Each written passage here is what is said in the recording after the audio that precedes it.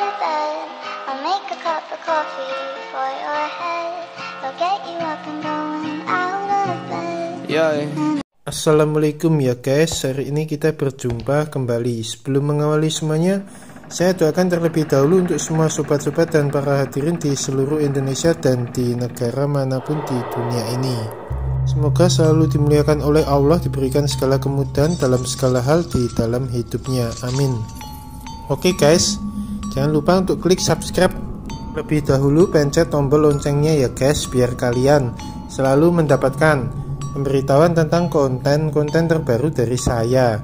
Di sini kita langsung aja ya guys, saya mulai bahasan tentang sihir berdasarkan keilmuan, pengalaman dan penglihatan saya. Sihir adalah kemampuan menggunakan keilmuan yang diselubungi dengan daya kekuatan magis yang dimiliki oleh sosok makhluk gaib yang memiliki tingkatan tinggi dan memiliki power kekuatan yang luar biasa kuat sekali. Berkolaborasi dengan penggunanya, membuat wujud yang tak nyata menjadi nyata, wujud yang nyata menjadi tak nyata, dan wujud yang sudah ada berubah menjadi wujud bentuk lainnya. Dan itu dapat dibuktikan dan dilihat secara langsung ataupun tidak secara langsung. Misal wujud tak nyata menjadi nyata, yaitu mengambil benda gaib di alam gaib.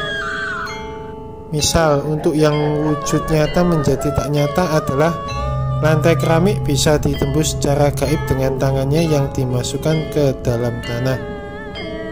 Sedangkan misal untuk wujud yang sudah ada berubah menjadi wujud bentuk yang lainnya adalah satu lembar tisu dibentuk mirip bentuk seekor kupu-kupu dan kemudian diletakkan di atas telapak tangannya, tepat di hadapan yang melihat, lalu berubahlah menjadi kupu-kupu asli yang di awal mengepakkan sayap secara perlahan-lahan, lalu bangun berdiri dengan kedua sayapnya yang berdiri tegak, dan akhirnya kupu-kupu itu mengepakkan kedua sayapnya secara terus-menerus dan terbang pergi menjauh dari telapak tangannya.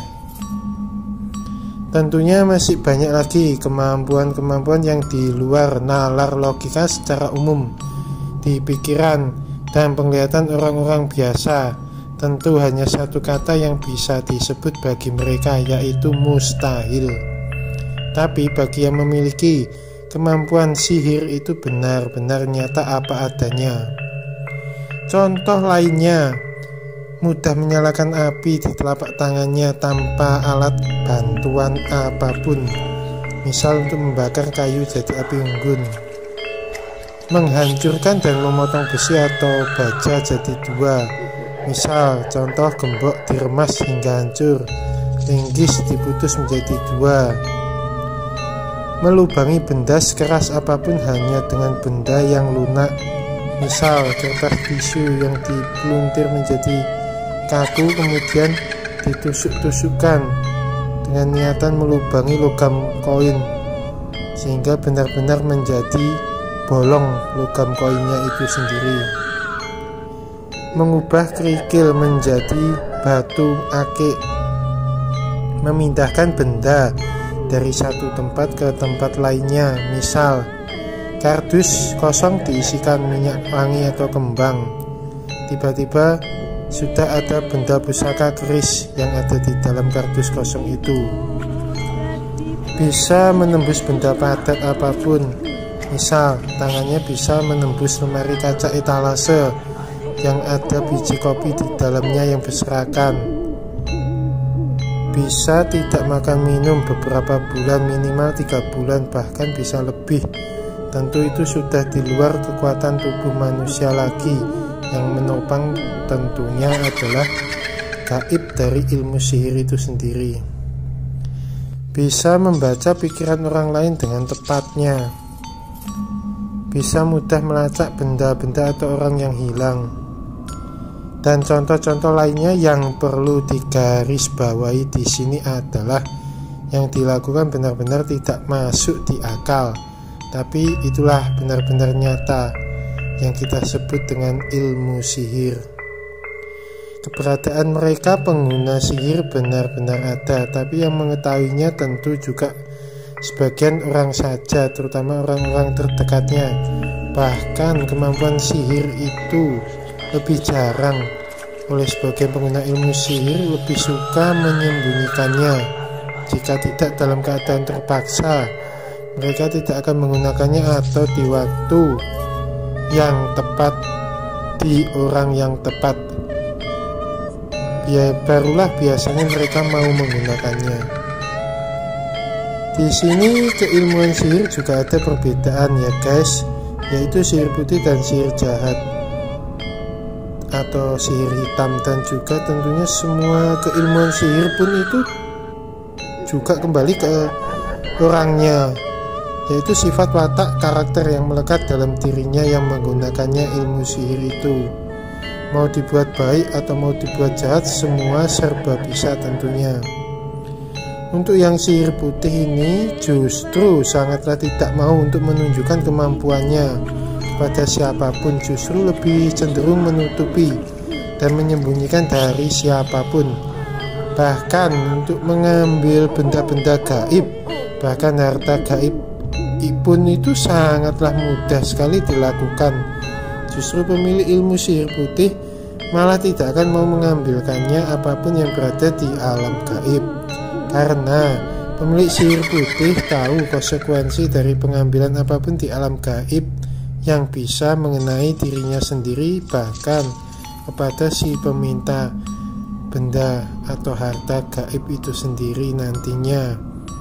Tapi jika memang benda atau harta di alam gaib itu berjodoh dan di waktu yang kebetulan tepat, dan memang kondisinya si peminta itu benar-benar tidak memiliki apa-apa, biasanya mungkin dia masih mau mengambilkannya. Tapi yang secara pastinya pemilik ilmu sihir putih ini malah tidak akan mau melakukannya.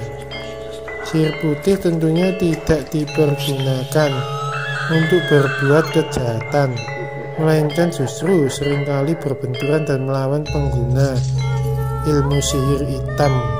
Merekalah pengguna sihir putih adalah musuh abadi bagi pengguna ilmu sihir hitam di dunia persihiran.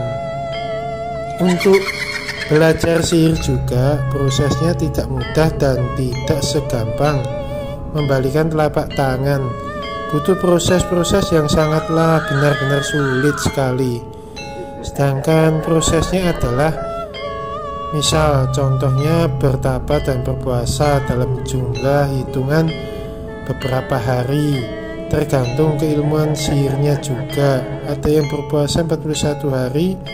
Di samping berpuasa tentunya ada amalan atau rapalan atau mantra-mantra kuno yang terus-menerus dibacakan di jam-jam tertentu dengan posisi-posisi tertentu. Ada yang berdiri tegak, kakinya ditekuk secara terus-menerus.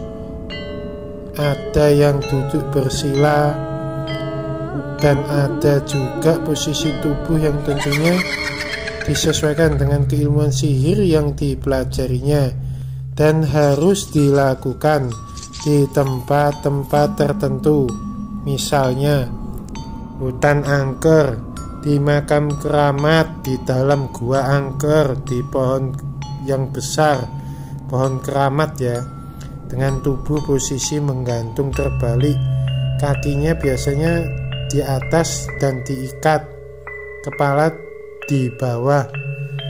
Di kali tempur biasanya dua aliran air sungai yang bertemu. Kadang alirannya air sungai bisa lebih dari dua, tapi rata-rata dua aliran air sungai yang bertemu itu biasanya sudah memenuhi syaratnya. Tentunya dengan melakukan proses-proses itu, keilmuan sihir akan didapatkan jika benar-benar sesuai dengan proses syarat keilmuan sihir yang dipelajarinya. Bahkan nantinya akan ada bangsa makhluk gaib yang akan menjadi sumber power kekuatan dari keilmuan sihir yang dipelajarinya. Tentunya bangsa makhluk gaib itu bisa berupa bangsa jin, bangsa siluman dan bangsa-bangsa makhluk gaib lainnya yang biasanya akan datang menemui dan berkolaborasi dengan pemilik ilmu sihir itu sendiri. Bangsa makhluk gaib yang menjadi penguasa gaib dari ilmu sihir itu biasanya memiliki tingkatan kedudukan yang sangat tinggi, setingkat raja atau ratu yang memiliki kerajaan gaib di alam gaib, serta memiliki power kekuatan yang sangat besar sekali. Biasanya mereka antara makhluk gaib penguasa dari ilmu sihir dengan pelaku yang mempelajarinya akan terhubung satu sama lainnya, bisa melalui bisikan, bisa dengan bertemu secara langsung, bisa bertemu di alam mimpi, bisa berkomunikasi di dalam dirinya, dan lain-lainnya. Sihir itu benar-benar bisa memanipulasi siapapun, karena ada daya kekuatan makhluk gaib di dalamnya yang menjadi sumber kekuatan sihir itu sendiri yang digunakan oleh pemilik keilmuan. Sihir yang sudah memiliki tingkatan tinggi tidak membutuhkan umbor rampi atau sesaji-sesaji lainnya ketika melakukan sihirnya. Tapi setelah berhasil melakukan sihirnya, tentu setelah itu ada imbal balik, yaitu memberikan sesaji khusus di hari-hari tertentu untuk makhluk gaib yang menjadi penguasa keilmuan sihirnya. Istilahnya seperti ingon-ingon, tapi beda ya bos. Tapi ada juga yang tidak seperti itu, tidak memberikan apa-apa, tapi menghisap saripati kehidupan pemilik ilmu sihir itu sendiri. Tentunya apapun pemberian mereka, pemilik ilmu sihir, kepada penguasa gaib ilmu sihir itu, tetaplah di akhir hidup mereka memiliki ilmu sihir itu nantinya akan mati, ikut menjadi budak penguasa gaib ilmu sihir itu di alamnya, di dalam kerajaannya. Kekuatan sihir itu juga bisa diaplikasikan dalam bentuk-bentuk tulisan kuno, bisa bentuk simbol-simbol atau gambar, bisa bentuk lambang seperti misal raja, yang tentunya tujuan dan kegunaannya juga disesuaikan dengan yang membutuhkannya. Biasanya bisa untuk proteksi pagaran gaib, bisa untuk pengasihan, bisa untuk penglaris, bisa untuk mengambil barang gaib, bisa untuk memberikan keilmuan-keilmuan gaib, dan lain sebagainya. Pengguna ilmu sihir rata-rata sebagian besar kalahnya oleh orang yang memiliki ilmu kebatinan tingkatan tinggi, yang benar-benar mumpuni dan juga memiliki energi murni yang sangat besar di dalam tubuhnya. Ciri-ciri orang yang memiliki ilmu sihir biasanya suka sekali menyendiri dan suka menjanjikan sesuatu. Jika ada suara azan, mereka tidak begitu suka, tidak nyaman. Mungkin efek dari sebagian pengaruh penguasa gaib ilmu sihir yang dominan, yang berkolaborasi dengan pemilik ilmu sihir itu sendiri. Mukanya bisa berubah-ubah, kadang pucat tua, kemudian menjadi segar muda kembali. Susah sekali untuk meninggal karena bawaan ilmunya membuat jasadnya biasanya ditolak oleh bumi, karena ada ikatan gaib keilmuan sihir yang dimilikinya dengan penguasa gaib ilmu sihir itu sendiri. Memiliki beberapa pantangan, tapi ada juga yang tidak memiliki pantangan apapun, tergantung tingkatan dari keilmuan sihirnya. Suka sekali dengan bau-bau wangi, dupa, menyan, minyak jin dan darah, ataupun juga bau-bau yang busuk juga ada yang suka. Kekuatan sihir peletnya sangatlah ampuh sekali, benar-benar berbahaya. Tentunya untuk terhindar dari ilmu sihir adalah meningkatkan keimanan dan ketakwaan kita terhadap Allah Sang Maha Pencipta dengan beribadah secara tekun, memiliki dan mempelajari ilmu kebatinan yang menjadi lawan utama dari ilmu sihir itu sendiri. Jangan tergoda apapun untuk mengenal dan memasuki sesuatu apapun yang berhubungan dengan ranah dunia alam gaib, sehingga bisa terhindar dari pengaruh pengguna ilmu sihir. Tentunya memiliki pagaran gaib yang dibuatkan dan diberikan oleh orang yang memiliki ilmu kebatinan tingkatan tinggi. Sebetulnya sihir tidaklah dapat dikatakan sebagai sesuatu yang luar biasa bagi yang sudah memahaminya, mengenalnya, karena memang yang terjadi itu adalah dari tipu daya makhluk gaib yang ada di dalam ilmu sihir itu sendiri.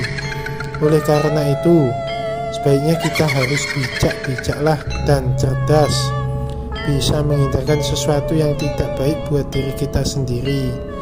Seperti halnya jangan mempelajari ilmu sihir, dan juga efeknya sangatlah buruk bagi diri kita sendiri, karena godaan, ujian, cobaan dalam memiliki ilmu sihir itu sangatlah berat sekali. Walaupun yang dipelajari itu adalah ilmu sihir putih, yang ditakutkan adalah ilmu sihir putih pun bisa disalahgunakan menjadi sebuah tindak kejahatan yang tentunya itu akan bisa berimbas buruk kepada diri kita di dalam kehidupan. Memang benar, memiliki sebuah ilmu, baik ilmu sihir atau ilmu apapun, tetaplah hanya akan menambah suatu tanggung jawab yang sangatlah besar dalam diri kita sendiri. Dan tentu konsekuensi jika tanggung jawab itu disalahgunakan, dilanggar, akan sangatlah fatal sekali efeknya, berimbas pada diri kita ini, yaitu karma buruk. Kita akan menerima hasil perbuatan yang dilakukan tidak baik dengan cepat sekali, bahkan bisa berimbas juga kepada orang yang kita sayangi atau orang yang kita cintai. Salam simsalabim. Demikianlah ya guys penjelasan semuanya tentang sihir. Semoga bermanfaat buat semuanya, siapapun saja, tentang penjelasan sihir ini. Amin. Dan jangan lupa tonton terus, kasih jempol like dan komennya juga di bawah videonya ya guys. Selalu stay in here di channelnya Mbah Tirto Vlog yang selalu penuh dengan kejutan. Terima kasih.